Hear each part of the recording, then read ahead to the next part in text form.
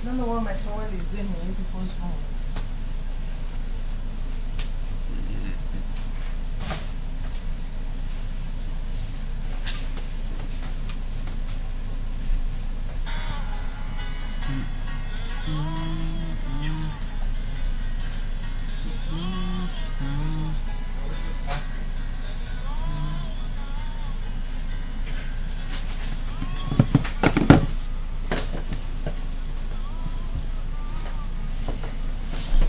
How about?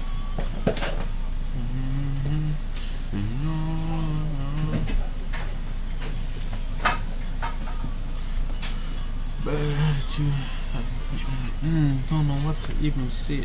I feel don't know what to do. I'ma hit you in the hurricane. Do it again, do it. I can hear it.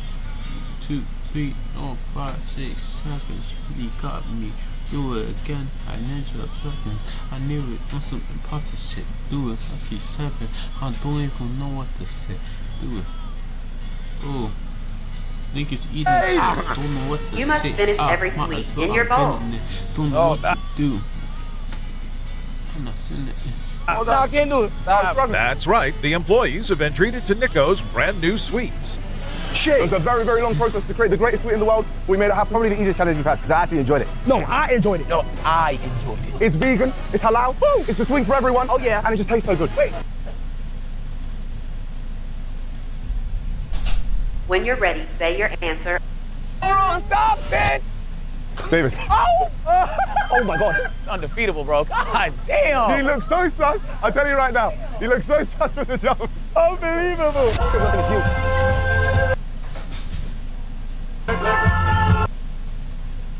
I'm terrified.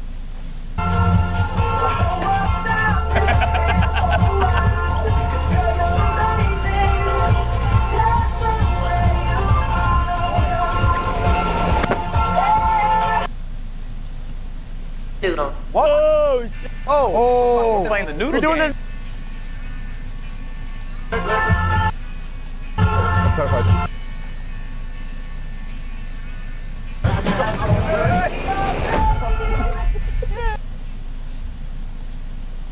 I know when it comes.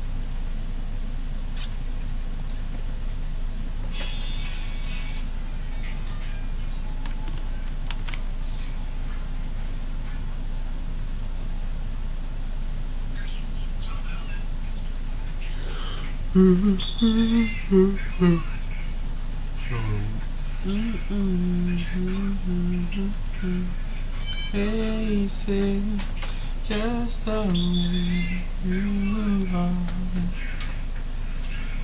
and you smile, don't make me so fun. It's that you're amazing, just the way you are. I see your face.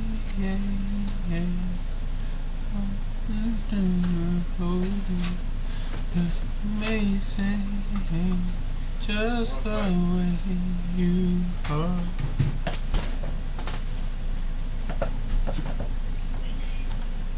Nigga Ben?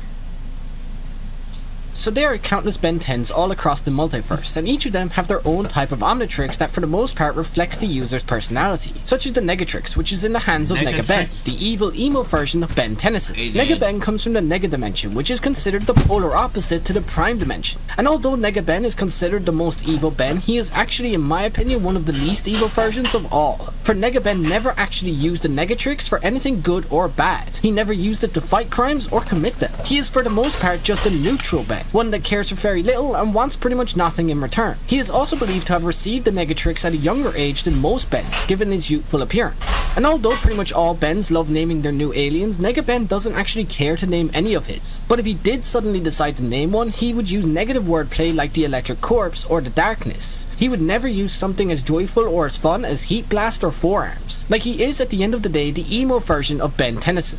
So there are countless Ben 10s all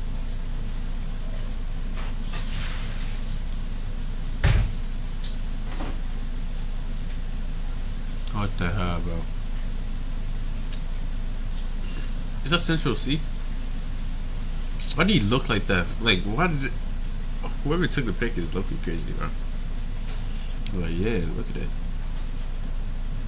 So, ladies and gentlemen, I'm not sure if you guys remember that video I made of the most evil e-girl on the internet, right? She had pink hair, you know, self-harm scars all over her body and piercings all over her face, ears, and everywhere else. Like, yeah, wild video. But remember the group she was in called 764? All of what I just said wasn't bad enough. Let me tell you about one of the groups that she's been known to associate with. Okay, now I'm gonna go fucking die. And apparently after that video call in a Discord group chat, guy actually ended himself. He was in with those people. He actually decided to exit the server, log off, terminated his existence in this reality. That's the worst death possible, man. This is Samuel Herbie. In 2021, he took to Kazakhstan, joined a Discord voice chat, and burned himself to death. Yeah, so it turns out this group 764 is one of the most notorious. He did it on the Discord. What the hell, online terrorist / child predator groups in the world right now. They are currently being investigated all over America by the 50+ FBI offices all across the land, and they've become so much of a plague on society to the point to where now they are actually destroying the lives of young teenage girls online by grooming them, extorting them for sensitive content, threatening to expose that content to their classmates, and then inevitably forcing them to terminate their existence. This mother and daughter don't want you to see their faces. Wait. Extorting teenage girls? What? Their names or where they live.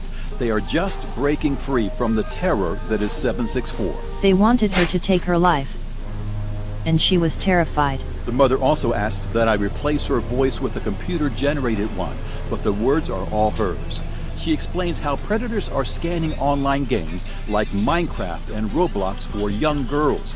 They also prowl X, formerly known as Twitter, Instagram, and Facebook groups about self-harm and eating disorders for girls who may be especially vulnerable. So obviously they're targeting the mentally ill, mentally vulnerable, isolated, or disenfranchised of society who are easily... What they even gain from doing all that, bro? Like, it is weird. Exploitable and can be easy. What do you gain from doing all that? Like, literally, oh, you make someone end themselves. Oh, like that will leave you scarred and make you not want to sleep at night. Taken advantage of. And once you hear what they actually did to this girl when she was 15, you'll be shocked, or maybe not. Her daughter was suffering anxiety and depression at the age of 15 when a 764 member contacted her, and several others joined in. Some of them got her to cut their usernames into her, and basically what they are requesting from the victims just keeps getting worse and worse and worse and worse. Yes, so much like Ray, who was associated with 764 and already a self-cutter, this group finessed their way into this girl's DMs, I suppose by Roblox, Minecraft, Discord. This is why I say, watch what your kids are doing online. She was experiencing depression, anxiety, and the whole 9 yards. They exploited her mental state, and when you see what these members actually look like and how old they are, you're also going to be shocked too. But they groomed her and somehow got her to carve their Discord names or their social media pseudonyms into her skin with a knife or a sharp object, just so that they knew they had her locked in. I mean, it's crazy shit. Mother confirms what investigators tell me. Once 764 members have any sensitive information or photo of a girl, they threaten to expose her to her family or school if she won't do what they want. And by the way, when they say sensitive content, they're not talking about photos or videos of silly faces or pranks or embarrassing actual shit moments. They're talking about sexual content, most likely. Oh shit.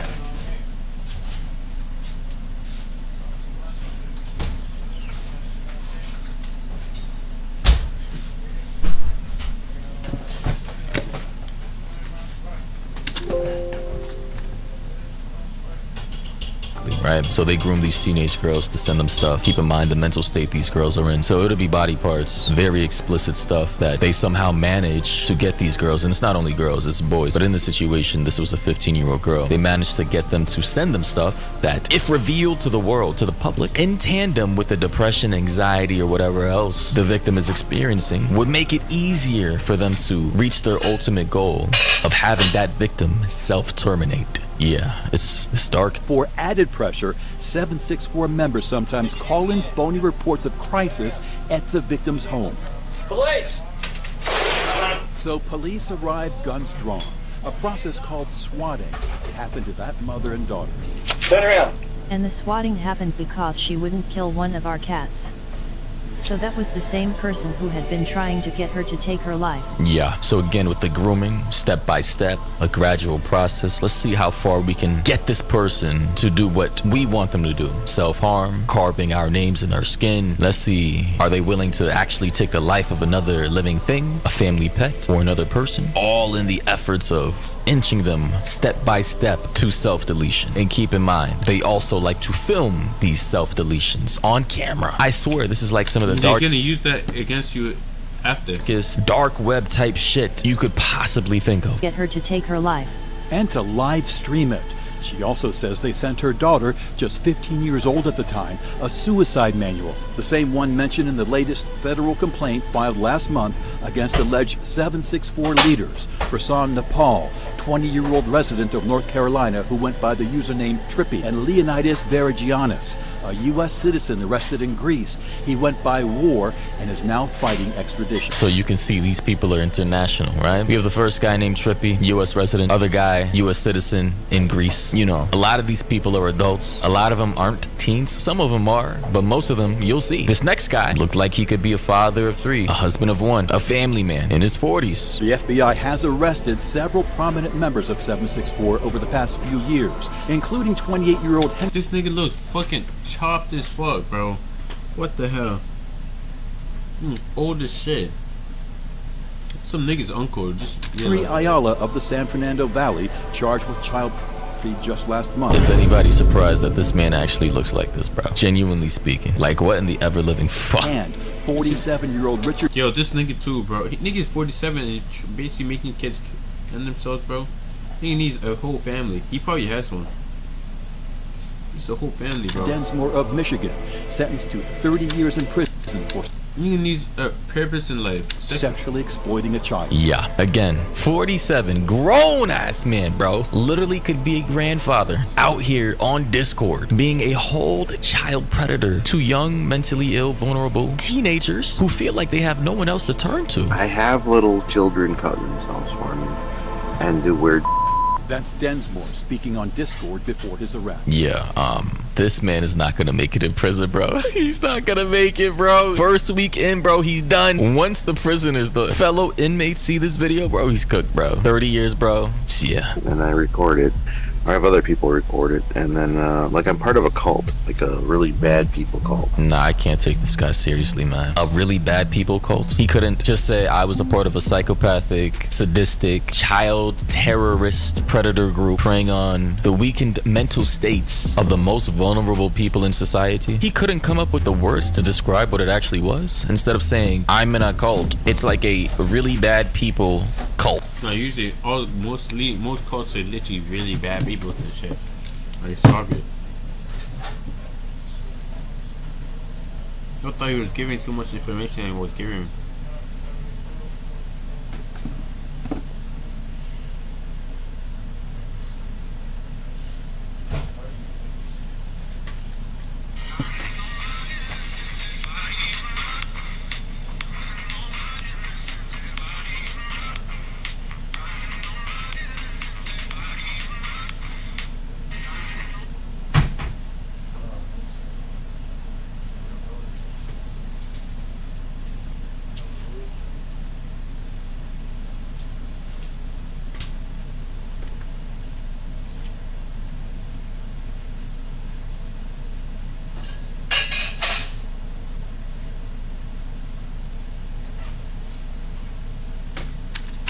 And then like I'm part of a cult, like a really bad people cult. Fucking A, man. This group is also a terror threat. They try to goad children into committing acts of terrorism, school shootings, things of that nature. Yeah, so you guys pretty much see how dangerous these people are. And they're located everywhere, all over the world. And this case is just one of many, one of hundreds. The thing is, with this particular group 764, you chop down the head of one snake, another pops up. It's not so much a group or collective, like technically it is, but it's more than that. It's an idea. So as long as the idea exists, the group will exist as well. And this is just like a symptom of a larger existing issue in society, of which I'm not going to get into. But we do live in very sadistic times, very cynical times, very mentally ill times. And again, what can you do? This is a byproduct of the gradual degeneracy of just society in general. It is what it is. Like, there's nothing I can really do aside from talk about it. Honestly, I came across this on TikTok, caught me off guard, reminded me of the video I made about a month ago with Ray in it, and honestly, it actually turned out to be way worse than I initially thought it was. Bro, I just hope the guards in there, in the jail, basically look up to, basically just walk around. Yo, these guys were here. They were basically making kids end themselves. After I just want them to get like their cheese clapped and what's it called? Beat up instead. Also, Tory Lane got stabbed in jail. But anyways, ladies and gentlemen, let me know your thoughts and opinions down. What did she, bro? He literally got stabbed in jail. He did not die though. It said both of his lungs were punctured. There was a hole in his lung.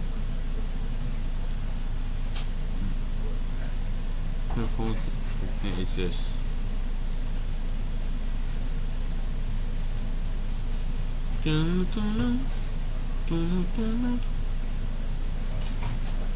No one realized why Evil Morty turned out to be smarter than Rick. After leaving the central infinity curve, he created his own sanctuary from which he monitored events in the multiverse. He no longer needed to hunt down Rick or cause Morty suffering. His main goal was to get rid of the dangerous weapon in the hands of a madman who could wipe him from the face of the universe. While he could have just let our Rick die, he was determined to bring him back to life. The evil Morty gave our Rick a choice: revenge or take back the Omega device. And Rick chose Prime, allowing the guy to take possession of the world-changing weapon. By his inaction, our Rick made it clear that he no longer wished to play the role of a god, and recognized the superiority of the evil Morty. Thus, the man who once imagined himself to be a god finally descended from the heavens.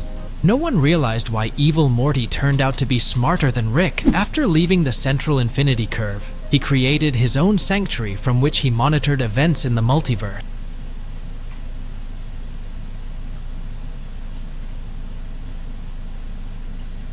Playing lo-fi music, bro.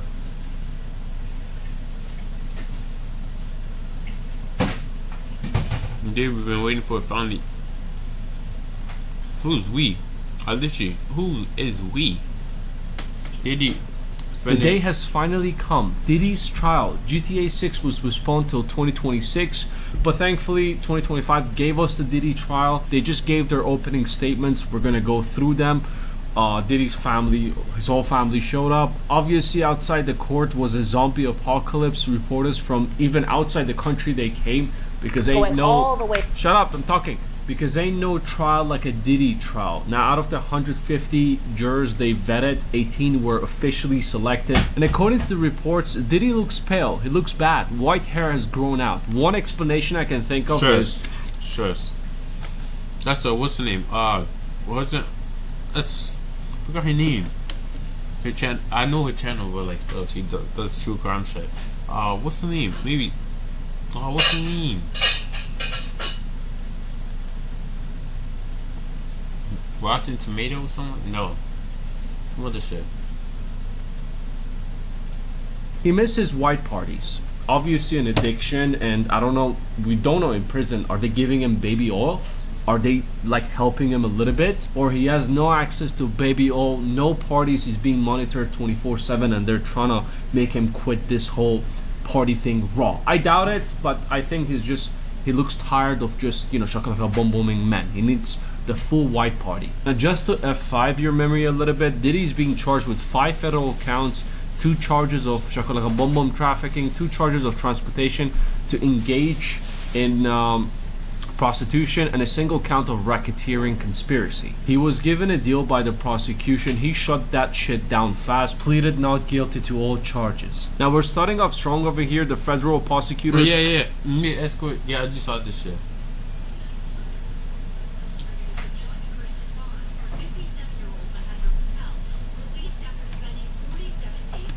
Came with their chest up and did the first opening, saying that Diddy made a Shakalaka Boom Boom worker give a golden shower in Casey's mouth during a freak off.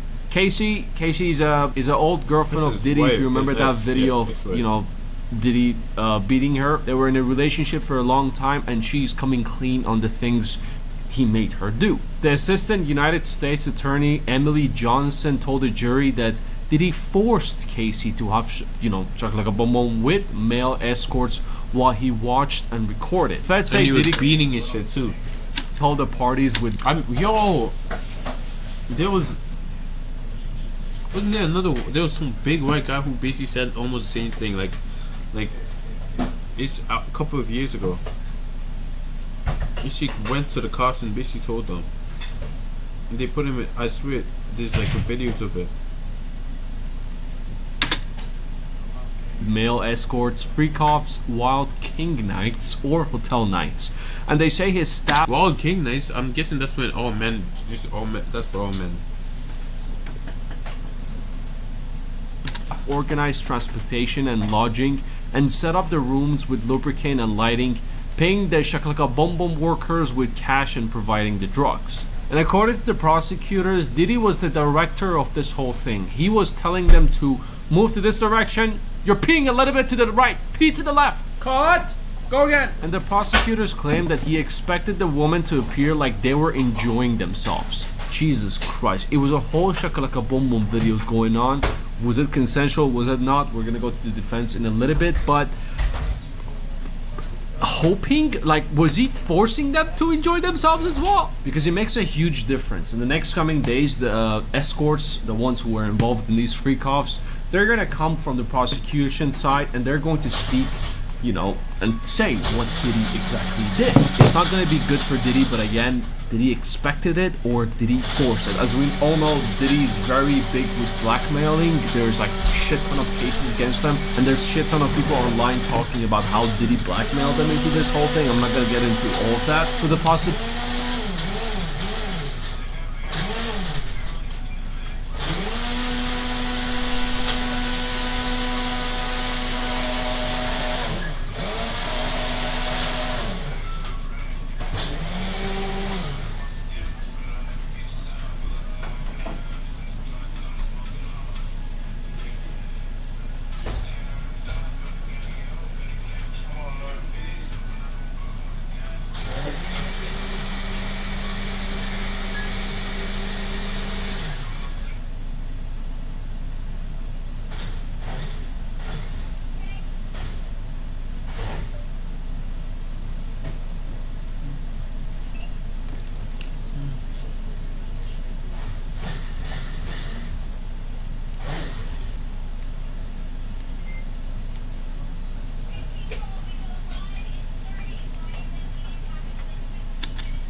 of him blackmailing everyone at the freak-offs is pretty high. There's a high chance he directed the shit out of that. Cut!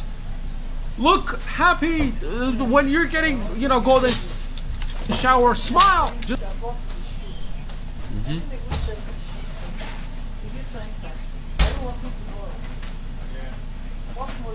Just forget the smell and pretend like it's orange juice. Look, I can make you famous, but if you don't, I'll release your tapes. Also, how hard is it to pee straight, you donkeys? The feds say it all started when Casey was 19 years old with a hit single, and they claim Diddy often got violent with her. Now the hotel... And he started dating her. He was like 30-something. Casey video, prosecutors say that Diddy flew into rage when he found out that she was seeing another man, brutally beating her, kicking her in the back, and flinging her around like a rag doll. And according to the prosecution team and Casey, who's going to be the key witness in this whole thing, Diddy often blackmailed her and threatened her to release the video of her, Shakalaka Boom Booming male escorts. I can't imagine what she went through. She met Diddy when she was 19 years old, and she had to do all the things that Diddy asks, or else threatens with this. And as a 19, 20-year-old during her 20s for sure, the fear of someone as big as Diddy who can easily just end your music career and everything by spreading false rumors about you or releasing the tapes, you often do things what you're asked. The feds also said once Diddy stomped on Casey's face in an SUV and then made her, locked her up in a hotel for a week to hide her injuries. They also said that Diddy would beat her if she took too long inside the bathroom because he was insecure and jealous and thought, she was cheating on him. And she knew that she had no choice when Diddy wanted to have a freak off. She had to do it or Diddy had all the power and money. Allegedly, he got what's it called, Tupac ended. Allegedly, everyone was saying it, but I don't know if it's true or not. Could always be fake. else she would have got, beaten by Diddy, according to her, according to the prosecution and the feds. Prosecutors also brought up another alleged victim, a single mother who started spending time with Diddy in 2020. They say that she started falling in love with him before being exposed to the parties. So the feds went on and said the same thing again that happened with Casey. She thought this was a one-time freak-off party, of Diddy liking to watch and record people.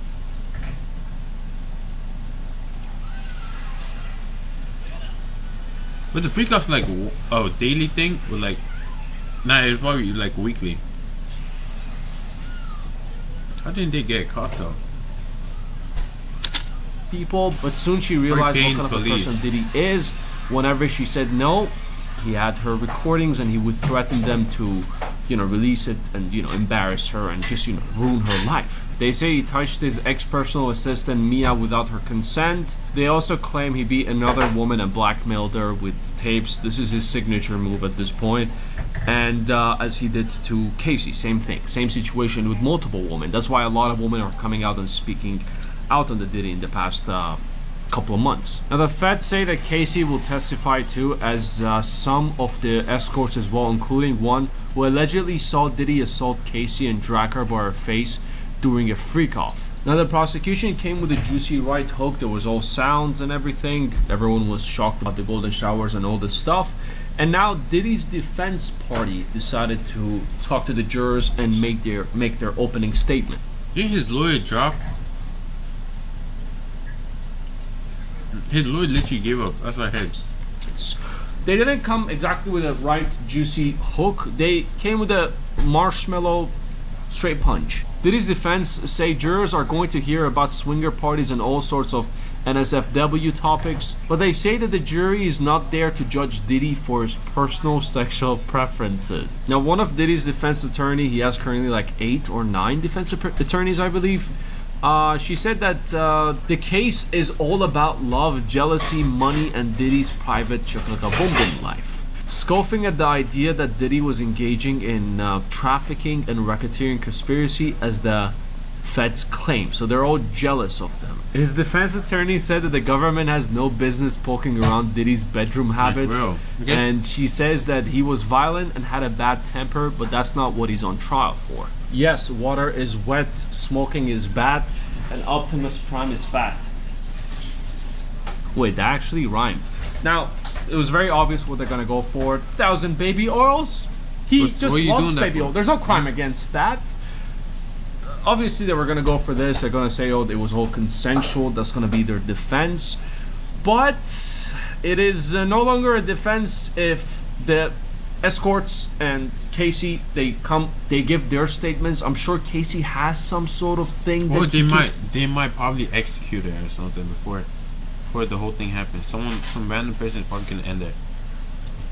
Use against Diddy over here, some sort of evidence. Maybe she was sitting on it, never brought it to light because of being afraid what Diddy would do. But now that all cards are on the table, she would bring it, and she's been privately telling the feds and the prosecutors, giving them the evidence in private, and they're just gonna jump scare Diddy's defense attorneys. I don't know if their statement is gonna be enough. There needs to be some sort of proof. Again, I'm not a lawyer, this is just what I assume, but she has a point. Doing a Kanye sneako behavior, watching your girlfriend or wife getting shakalaka boom boom by other men, it's not illegal. Golden showers need to be illegal, but they're not. But that's not what the prosecution said. Prosecution said that it was all forced. It was blackmail involved in this whole thing. Again, we have to wait and see what happens in their, in the witnesses once they come forward and speak. Diddy's defense say there absolutely was a domestic violence with Casey, but he's not charged with domestic violence, and says he will take accountability for those. I think he already took accountability when he made that Instagram fake ass apology. Yeah. Remember that one? But obviously the team need to help him step by step to take accountability for all of the domestic shit that he did. I'm sure even, the apology video he made on Instagram was guided step by step, because according to reports and the video that I covered 2 weeks ago, Diddy lacks mental capacity to commit crime, so he doesn't understand it. I can't believe they think this is gonna work. I don't know if they're gonna bring it up in the next, coming trials, but capacity. Why they doing using mental health for everything, bro? Nigga kills like 70 different people. Oh, mental health. He was mentally ill. Bro, keep that nigga in jail. Keep that nigga in jail. If you're mentally ill. Actually, I heard that if they basically say you're mentally ill, that's worse than going to jail, because like they're gonna keep you locked up with all these other crazy people you can't associate yourself with.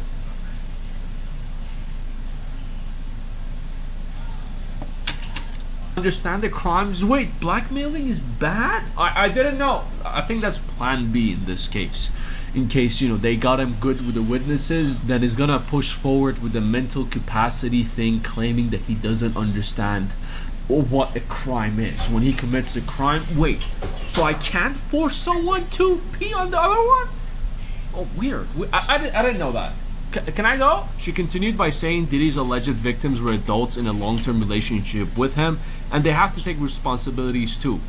Sure. And she says they had a free choice to stay with Diddy or leave, and were getting lots of benefits out of their relationship. She says that Diddy bankrolled these women's homes, vacations, and they fought to be in a relationship with him. I mean, it looks pretty fun to be in a relationship with Diddy. You get peed on, you get free food.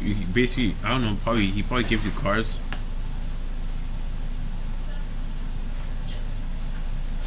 You ask for Lamborghini, he's gonna get you that, something like that. Vacations, you get stomped on by SUV, then he's gonna pay for your hotel for the next week. You have to shut yourself inside so you won't showcase your injuries. Allegedly, obviously, all allegedly. It is innocent until proven guilty. But did you get that? Did you get the wink, or should I think it's pretty obvious now. Anyway, they said Diddy's relationship was a toxic one with Casey. Also, the video of the hotel beating Casey.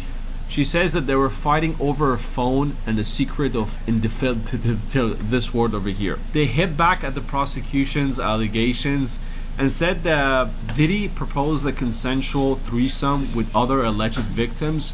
The defense say she was willing to participate in the swinger lifestyle, and they expect her to testify that she enjoyed it. Ugh. Good luck with that. The defense attorney decided to come with a right juicy hook at the ex-assistant allegations by questioning why she's suddenly accusing him of SA. Why now? She said because she's motivated by money after mentioning the Casey's $30 million civil lawsuit. They came with a right hook but missed. It's because he was blackmailing them. It can't be more obvious than that. I'm sure the jury is going to see that as well. It might not be a signature move by taping, himself and her together. It might be like in the industry. He has a lot of power. He even got the key to the city or something. He can make sure she never works again in the same industry, or who knows, it's Diddy. He might have pulled his signature move after all and have a hidden camera while he was doing this whole thing. There's nothing impossible with Diddy, allegedly. Allegedly. So the bottom line from Diddy's defense, there was no racketeering conspiracy. He was paying different men for their time and experience, just like Shakalaka Boom Boom actors, Hunkomania, and Cowboys for Angels, paying money for time and experience. So now we just gotta wait for the witnesses' statements, the prosecution, to see what kind of evidence they're gonna come forward with. This is huge. I looked forward to this for months, and it's finally here. anything happens, I'll keep you updated. Anyways, just wanted to update you with this whole thing. Let me know your thoughts in the comments below as usual. Take it easy. I'll see you in the next one. Yo, I was just tired, bro.